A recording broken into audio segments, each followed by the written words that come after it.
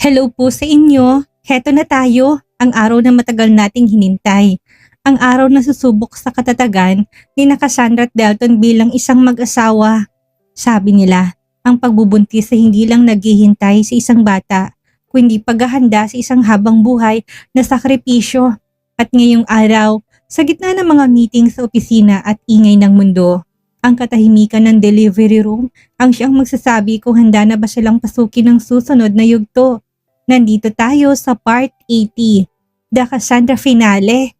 Nakita natin ang lahat ng bagyo na hinarap nila, mula sa mga pagtataksil, sa mga lihim na unti-unting nabunyag, hanggang sa pagbuong muli ng tiwalang halos gumuho na. Pero sa kabanatang ito, hindi na lang silang nakataya. Ang maliit na anghel na naghihintay lumabas sa mundo ang siyang magiging testamento.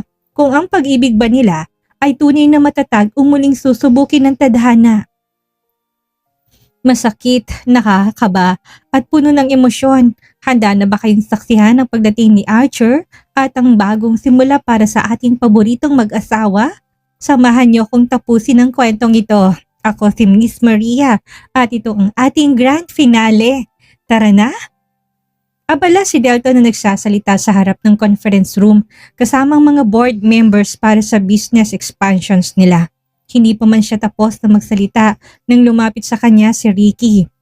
"Sir, tumawag ang ate Dahlia mo. Dinala raw nila sa ospital si Ma'am Cassandra." "What?"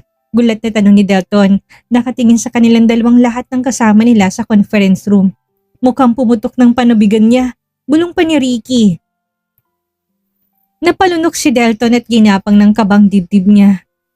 "Go on, Mr. Chavez. Mas mahalagang araw na to para salubungin ang bagong tagapagmana. We can continue our discussion kapag marami ka ng oras." Nakangiting saad ng isang board members dahil narinig ng sa harapan ng usapan nilang dalawa. "Oo nga naman, Mr. Chavez. Anyway, congratulations." Tuwang-tuwang sabit ng mga to. Lahat sila'y binati na si Delton dahil magiging ama na ito at lalaki ang una nilang anak. Napapangiti na lang si Delton. Pinaghalong kaba at takot ang nararamdaman niya. Lumabas na siya ng conference room at mabilis na tumakbo patungong elevator. Nakasunod naman sa kanya si Ricky. "Ako na magdadrive sa inyo, sir," saad ni Ricky. Binigay naman ni Delton ng susi sa executive secretary niya dahil ayaw niya ring maaksidente sila habang papunta ng ospital. Habang nasa biyahe sila, kinakabahan na si Delton. Nanginginig na rin ang mga tuhod niya. Pakiramdam niya rin ay biglang lumamig ang sasakyan niya. Nagpakawala siya ng malalim na buntong hininga. Inalala niyang kalagayan ng asawa niya. Wala naman talaga sana siyang balak na pumasok ng kumpanya pagsabit ng due date ng asawa niya pero kailangan siya sa meeting kaya napilitan siyang pumasok. Kung alam niya lang talaga na ngayong araw ang pagputok ng panubigan ng asawa niya, hindi na lang sana siya umattend ng meeting. Pinagsalikop ni Dalton ang mga kamay niya dahil sa kaba at takot na nararamdaman niya. Sa sobrang kaba niya, pakiramdam niya pati siya mawawala ng malay. "Malayo pa ba tayo?" tanong ni Dalton. Nabablangko na siya, pati ang tinatahak nilang daan hindi niya na alam. "Malapit na rin po, sir," sagot ni Ricky pero naipit pa sila sa traffic. Hindi na makapaghintay si Delton. Gusto niya nang makarating sa asawa niya. Paano ko nanganak na ito pagdating niya? Ginulo ni Delton ang buhok niya. Rinig na rinig niyang kabog ng dibdib niya. Nang mag-ring ang phone niya, nagulat pa siya doon. Nangihinig ang kamay niyang kinuwang cellphone niya at sinagot yon. "Nasaan ka na ba?" natatarantang tanong ni Dahlia. Tinaghalang excitement at kaba. "Hindi ko alam kung nasaan na kami, pero sa tingin ko malapit na kami. Yung mga gamit ni Cassandra at ni Archer, nadala na niyo ba?" tanong niya, dahil palaging binibili ni Cassandra sa kanya kapag pumutok ng panubigan nito. "Oo, nadala na ng biyanan mo. Siyang kasama namin ni Cassandra nagpunta ng ospital. Bilisan niyo, dinala na sa delivery room si Cassandra." Tumango na lang si Delton na tila ba nakikita yun ni Dahlia. Matapos ang tawag, tinignan niya ang daan kung nasaan na ba sila, pero nabablangko pa rin siya. Mas nangingibabaw yung kaba at panginginig ng katawan niya. Makalipas ang ilang minuto, dumating na rin sila sa ospital. Dumiretso sila kaagad sa delivery room. Nandun na silang lahat nang dumating si Delton. "Kumusta ang asawa ko?" tanong kaagad ni Delton. "Nasa loob pa rin siya, mukhang nahihirapang manganak," sagot ni Dahlia. Napalunok si Delton. Gusto niyang pumasok sa loob pero nakasaradong pintuan. Rinig na rinig niya lang sigaw ni Cassandra pero wala silang magawa. Nang bumukas ang pintuan ng delivery room ay nagulat pa silang lahat. "Nandito po bang asawa?" tanong ng isang doktor. Ako po yung asawa, sagot ni Delton. Hindi na nila pinansin ang sagot ni Delton dahil kabado to. Pumasok ka po, sir. Mabilis na sumunod si Delton. Nakita niya naman si Cassandrang nakahiga na at may hawak-hawak na tela habang hinihila niya to. Malamig ang kwarto pero pawis na pawis ang buong mukha ni Cassandra. Love, pusal ni Delton, nalapitan niya to. Bumagsak ang ulo ni Cassandra dahil pagod na siya sa kakairi niya. Hinawakan ni Delton ng isang kamay ng asawa niya.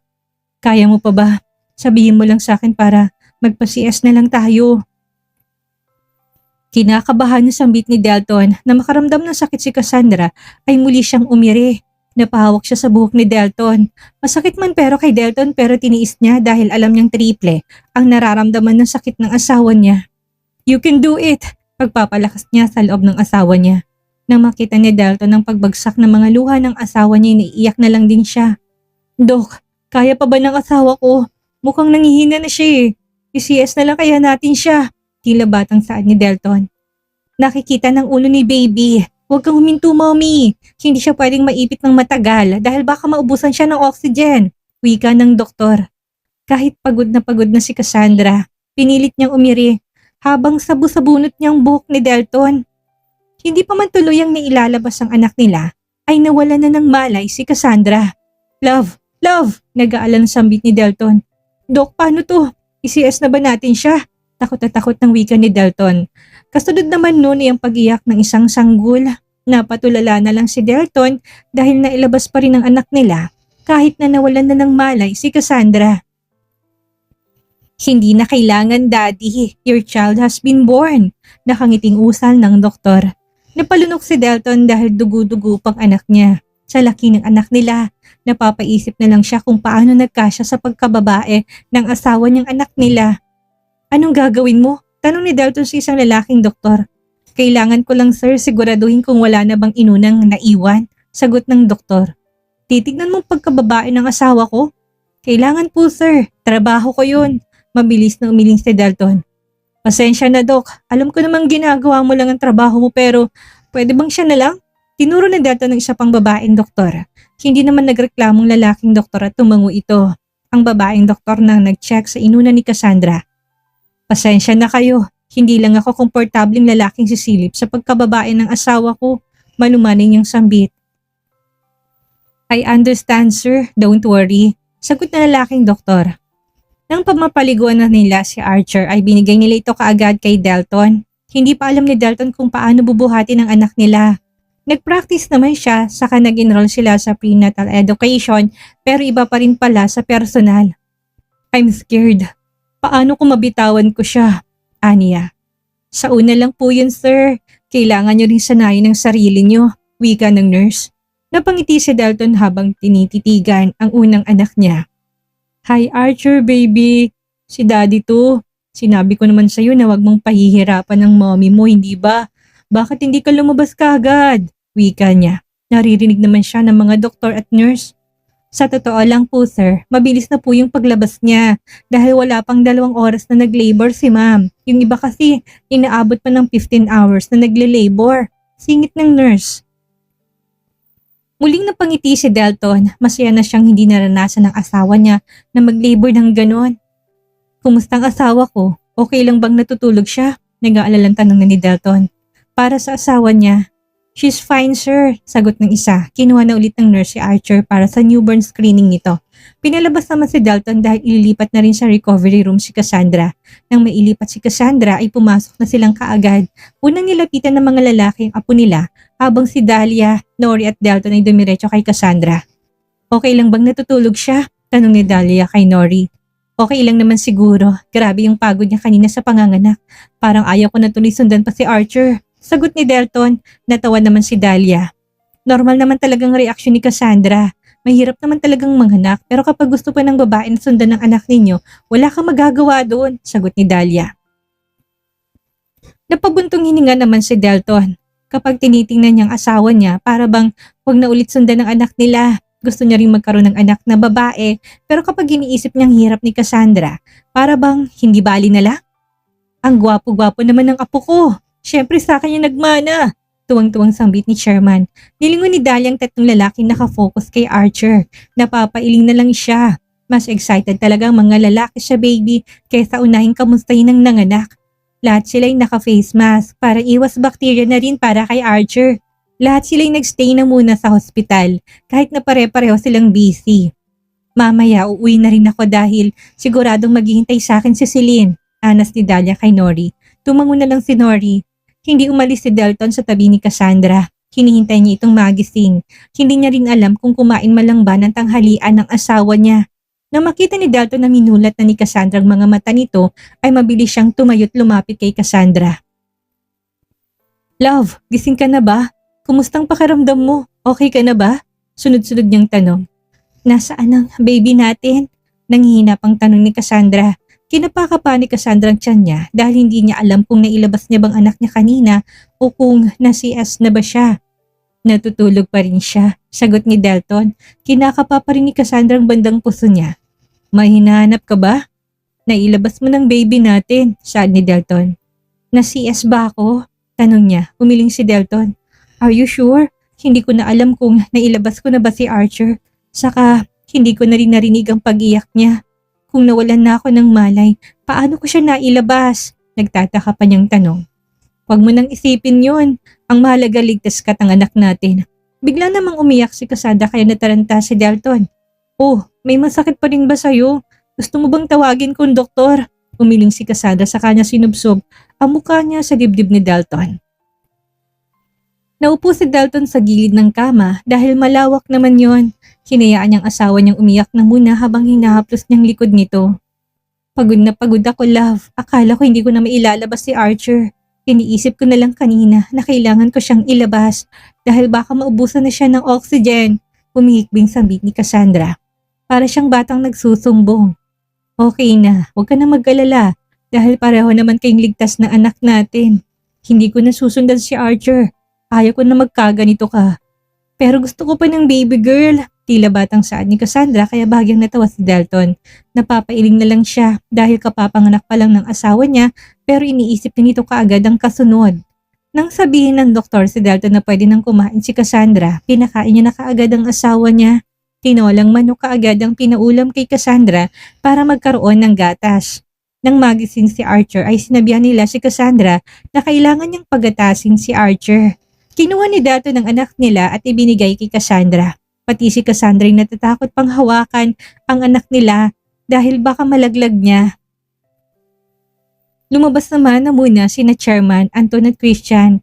Nilabas na ni Cassandra ang daddy niya sa kanya ito sinubo sa anak nila. Nang maramdaman ni Archer ang daddy ng kanyang inay, mabilis nitong sinupso. Napapadaing na lang si Cassandra sa unang pagsipsip ng anak niya sa daddy niya. Masakit! Reklamo niya pero wala siyang magawa. Dire-diretsong paggatas ng anak niya. Napapapikit na lang siya, tinitiis ang sakit. Ganyan talaga kapag unang paggatas. Magtiis ka lang, saad ni Nori. Naiiyak na lang si Cassandra habang pinapagatas ng anak niya. Gusto niyang hugutin pero iiyak naman ang baby niya. Walang magawa si Delton kundi ang panoorin si Cassandra. Napapabuntong hininga na lang siya. Kung pwede lang na, siya na lang ang makaranas ng sakit. Siya na lang sana. May nakukuha ba siya? Tanong ni Cassandra dahil hindi siya sigurado kung may gatas na bang daddy niya. Hayaan mo lang. Iiyak lang naman yan kapag kulang pang gatas niya. Wika ni Nori. Kahit na masakit, tiniis yun ni Cassandra.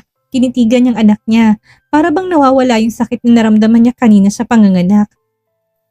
9 na buwan nilang hinintay ang pagdating ni Archer at finally kasama na nila to. Worth it ang lahat ng sakit at paghihintay. Nang mabusog ng baby nila, nakatulog din ito kaagad. Muling kinuha ni Delton si Archer saka ito binalik sa higaan niya. Napahinga na rin si Cassandra dahil hanggang ngayon, pagod na pagod pa rin ang katawan niya. Magpahinga ka na muna, ako nang bahala kay baby Archer. Malambing na wika ni Delton, ngumiti tumango si Cassandra. Pagkahiga niya at pagkapikit ng mga mata, ay mabilis ng tinangay ng antok si Delton. Iho, aalis na rin ako, babalik na lang kami bukas. Kung sakaling mo may kailangan ka, magtawag ka na lang ng nurse at doktor. Pagpapaalam ni Nori. Sige mom, ako nang bahala dito, sagot niya. Nang maiwan sila doon, tinitigan niyang mag-ina niya. Hindi maalis ang ngiti sa mga labi niya. Tila ba hindi siya makapaniwala na may sarili na siyang anak. Sinalikan niya sa noo si Cassandra at ganun din ang anak nila. I promise to be a good dad and a husband to both of you. Kayong mundo ko, mahina niyang saad habang tinitignan niyang mag-ina niya. Simula ng mga anak si Cassandra, si Delton naman ang nag-aalaga ng baby nila. Nag-leave siya ng 3 buwan sa kumpanya niya. Pumapasok lang siya kapag mahalagang meeting at kailangan siya. Ayaw niyang mapagod at mapuyat ang asawa niya, lalo na't nakita niya kung paano to nahihirapan sa panganganak. Nagre-ready na lang si Cassandra ng mga gatas na napump niya. Gabi-gabi hiniheli ni Delton ang anak nila at hindi siya nagrereklamo kapag napupuyat siya. Kapag araw naman maraming nag-aalaga kay Archer, kaya doon naman siya nakakatulog. Nang mapatulog ni Delton si Archer ay dahan-dahan niya itong ibinaba sa crib, saka siya tumabi sa asawa niya sa kama. "Good night, love." Bulong niya sa kanya ito hinalikan sa noo. Kinabukasan, kinuha na ni Cassandra si Archer para makapagpahinga naman si Delton. Dahan-dahan na lumabas ng pintuan si Cassandra. Ganito ng routine nila sa araw-araw. Dire-diretsong pagtulog ni Cassandra sa gabi, kaya maaga siyang nagigising para pasikatan ng araw ang anak nila. "Mommy, can I see him?" Malambing na wika ni Celine. Naupo na sa sofa si Cassandra para makita ni Celine si Archer. "Hi, baby brother!" Masiglang bati ni Celine. 3 buwan na ang lumipas, kaya bungis-ngis na rin si Archer sa tuwing may kumakausap sa kanya. Lahat sila'y tuwang-tuwa, tila sabik na sabik sa bata. "Don't be jealous kapag nakafocus kami kay baby brother, ha? Ikaw pa rin ang panganay namin ng Daddy Delton mo." Nakangiting side ni Cassandra. Gusto mang makipaglaro ni Cassandra kay Celine, hindi niya ito magawa ng matagal dahil kailangan niya ring mag-focus kay Archer, lalo na kapag wala siyang stock ng breast milk niya. "I am not po, mommy. I understand naman po na mas kailangan ng atensyon ni baby Archer." Malambing na sagot ni Celine. Napapangiti na lang si Cassandra dahil sobrang understanding ni Celine. 8 months later. 1 buwan na lang, mag-iisang taon na kaagad ang anak ni Delton at ni Cassandra. Naghahanda at nagpaplano na sila para sa unang birthday ni Archer. Nang dumating si Delton, hinilikan niya kaagad sa leeg ang asawa niya. "Love, may ginagawa pa ako," angil ni Cassandra dahil naglilista pa ng mga kailangan nila para sa first celebration ng birthday ni Archer. "Love, napapansin ko na sumisexy ka na. Nagda-diet ka ba?" Tanong ni Delton. Wala namang problema sa kanya kung mataba o hindi ang asawa niya. Ang ayaw niya lang ay ginugutom ni Cassandra ang sarili niya para lang ma-meet niyang standard ng lipunan. "Hindi naman, love. Sa tingin ko kusa namang bumabalik ang katawan ng babae pagkatapos manganak. Manas lang siguro yung taba ko dati," sagot ni Cassandra. Pero nanatili pa rin ang atensyon niya sa ginagawa niya. Halik pa rin ang halik si Delton sa leeg niya, kaya napapahinto na lang siya sa ginagawa niya. "Love, pwede bang mamaya na lang? Kausap ko pa sa chat yung supplier na kukunin ko." Pakiusap niya. Napapabuntong hininga naman si Delton dahil natatakam na naman siya sa asawa niya. "Mamaya ha? You promise?" Don't worry. Pagbibigyan kita mamaya." Napangiti naman si Delton. Simula ng mga anak si Cassandra, bihira na silang magbembang dahil tila ba nawala ng gana si Cassandra. Iniintindi niya naman yon at hindi pinipilit si Cassandra na gawin nilang bagay na yon. Alam niyang darating din nga araw na babalik ang pagkasabik ni Cassandra. Balak na lang i-celebrate ang unang birthday ni Archer sa France, kaya bago pa man ang buwan ng kaarawan nito ay lumipad na sila patungong France. Samantala naman, kanina pa naghihintay sa labas ng kulungan si Nori. Napapangiti na lang siya dahil pagkatapos ng ilang taon ay makakalaya na rin si Michelle. "Mom," usal ni Garrett nang makita niya si Nori. "Iho, susunduin mo rin ba si Michelle?" tanong ni Nori. "Opo sana, pero nauna naman na pala kayo dito. Pwede bang sumubay ka na lang sa amin? Mukhang may driver ka namang kasama." Tumango na lang si Garrett. "Mommy!" Rinig nila sa boses ni Michelle. Tuwang-tuwa ito at mabilis na niyakap ang kanyang ina. Mahigpiting niyakap ni Nori ang bunso niyang anak. Ilang taon ding nagtiis si Michelle sa loob ng kulungan bago nakamit ang kalayaan. "Love," usal ni Michelle nang makita niya si Garrett. Sa kanya to niyakap din, napapangiti na lang si Garrett. "Masaya ako na nakalaya ka na rin," anas ni Garrett na ikinangiti ni Michelle. "Thank you dahil hinintay mo pa rin ako." Kumalas na si Michelle sa pagkakayakap kay Garrett, sa kanya nilibot ang paningin niya. "Hindi mo ba kasama si Celine, Mom?" tanong niya. Miss na miss niya na rin ang anak niya. 1 buwan nang hindi dumadalo ang mga to sa kanya. "Si Ate Cassandra, hindi niyo rin kasama?" tanong niya. Bakas ang lungkot sa tinig niya dahil inaasahan niyang sasalubong sa kanya si Cassandra at si Celine. Busy sila para sa first birthday ni Archer. Nasa France na silang lahat saka hindi nila alam na ngayon ang paglaya mo. Napatango-tango na lang si Michelle. Matamis niyang nginitian si Garrett sa kanyang inangklang mga kamay sa braso nito. Akala niya talaga mag-isa na lang siya. Masaya siyang pinili pa rin siya ni Garrett sa kabila ng hindi maganda nilang relasyon nung nagsasama sila. Mabilis na lumipas ang mga araw. Excited na silang lahat para sa first birthday ni Archer. Marami rin silang bisita. Kahit sa France ginanap ang celebration. Ang ibang nasa Pilipinas ay talagang nagtungo ng France para makadalo. Ibang klase ka talaga bro. Parang kailan lang kasal mong dinaluhan ko. Pero ngayon, magpapa first birthday ka na. Anas ni Louie kay Delton. Napapangiti na lang si Delton sa kanya ininom ang wine niya. Ikaw, may bala ka pa bang mag-asawa? Pang-asar ni Delton, napapairap na lang si Louie sa kaibigan niya. Oo naman. Baka hindi natin alam may mga palahi na pala kung pakalat-kalat dyan. Nagtawanan silang dalawa dahil sa biro ni Louie. Pambababae pa rin bang inaatupag mo hanggang ngayon? Baguhin mo na yan kung ayaw mo umabot ka ng 40s na wala pa ring anak at asawa. Natatawa at napapailing na lang si Louie pero hindi niya maiwasang hindi mainggit kay Delton dahil masaya at kontento na ito sa buhay. Nagpatuloy ang usapan nilang dalawa habang si Cassandra'y buhat-buhat ang anak nila. Tuwang-tuwa ito sa iba't ibang kulay na nakikita. Cassandra anak, agaw atensyon sa ni Nori. Nilingon naman ni Cassandra ang kanyang ina. Mom, kumain ka na ba? Hindi natuloy ni Cassandra ang sasabihin niya na makita niya kung sinong kasama ng kanyang ina. Michelle, usal niya. Ngumiti naman si Michelle at hindi napigilang hindi umiyak. Ate, sagot niya. Hindi na umimik si Cassandra dahil sinalubong niya kaagad ng mahigpit na yakap ang kapatid niya. Nakalabas ka na pala. Bakit hindi ka man lang nagpadala ng sulat para nasalubong ka namin? Bahagyang natawa si Michelle kahit na umiiyak pa rin siya.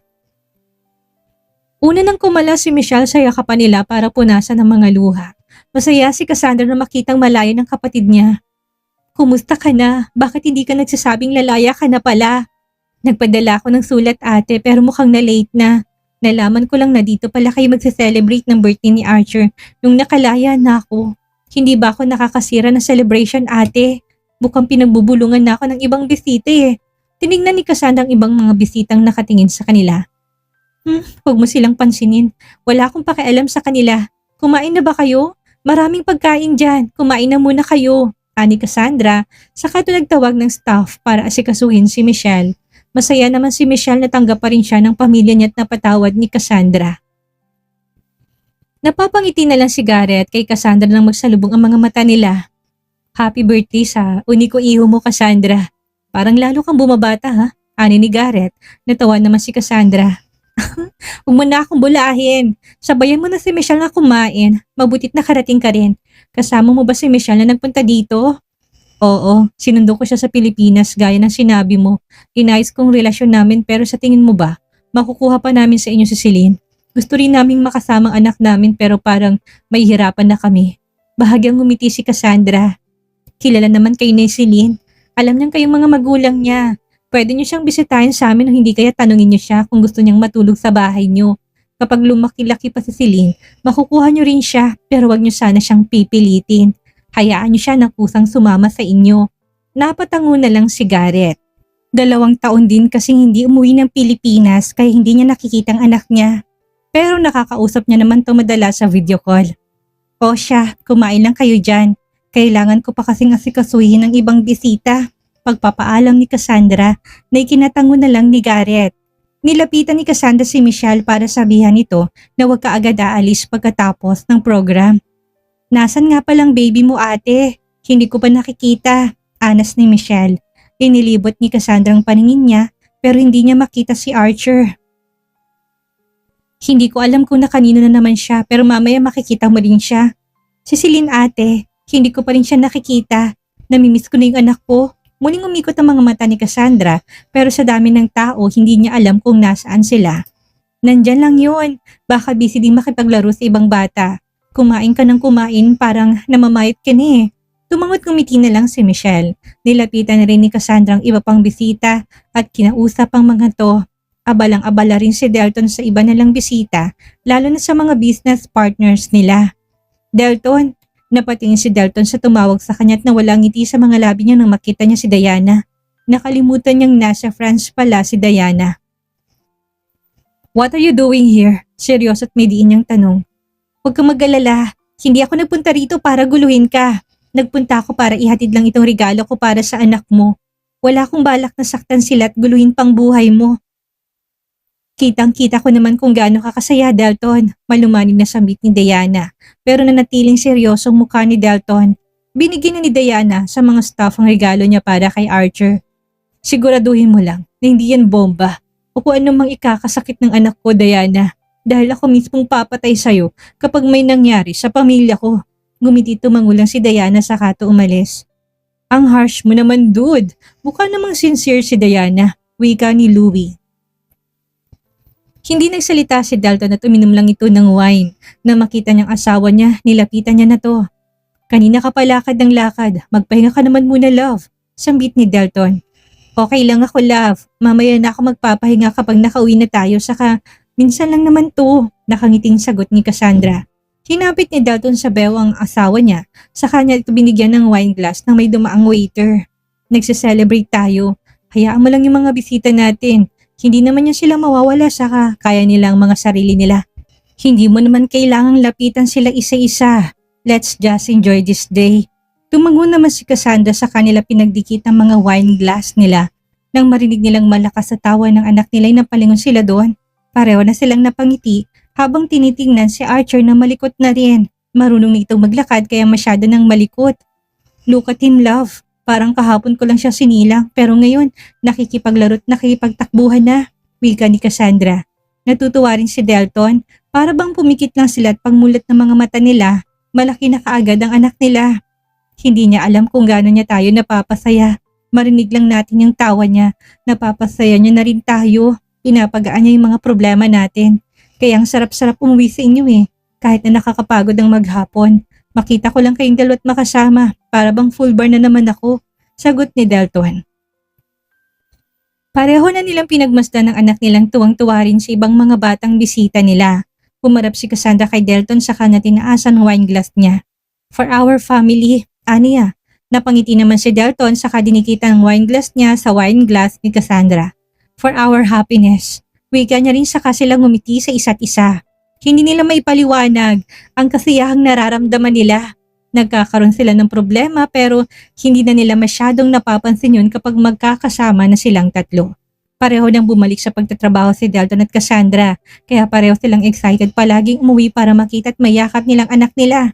Araw-araw naman silang magkakasama pero tila ba sabik na sabik pa rin sila sa isa't isa. Maghapon lang ang lumipas pero miss na nila kaagad ang anak nila. Naging maayos at masayang pagsasama ni Dalton at ni Cassandra. Hindi sila madalas mag-away at hindi rin yung nagtatagal na isang araw dahil palaging inaayos kaagad ni Dalton.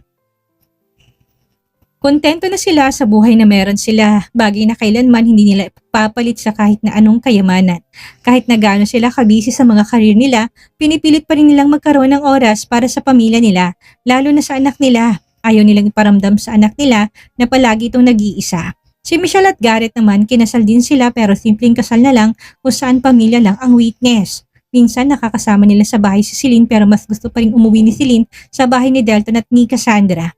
Nahihirapan na si Michelle na makapasok sa mga agency para makabalik sa pagmumodeling kaya kinuha na siya ni Cassandra. Si Cassandra ang designer habang si Michelle naman ang model ng mga design ni Cassandra. Muling umingay ang pangalan ni Michelle dahil nakabalik na ulit siya sa pagmumodel. May mga hindi pa rin magagandang comments tungkol sa kanya. Pero nilulunok niya na lang ang mga yon dahil tama naman sila. Masaya na siya dahil kinuha pa rin siya ni Cassandra para maging model. Nang magkaroon ng maluwag na schedule si Cassandra at Dalton ay napagdesisyon na nila na mag-out of the country na muna para makapag-relax at maipasyal nilang anak nila. Napili nilang magtungo ng Switzerland. Binaba ni Cassandra ang anak niya dahil gusto nitong maglaro. Naupo naman silang mag-asawa sa isang bench habang nakafocus sa mga mata nila sa anak nilang naglalaro. Ang sarap mabuhay, love, kapag ganitong mga minor problems lang ang iniisip, no?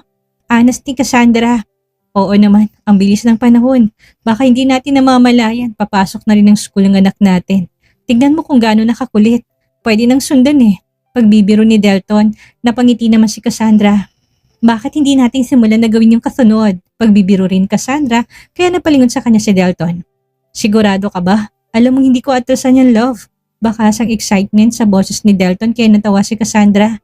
Kasama naman natin ang babysitter si Archer Iwan na lang natin sa kanya.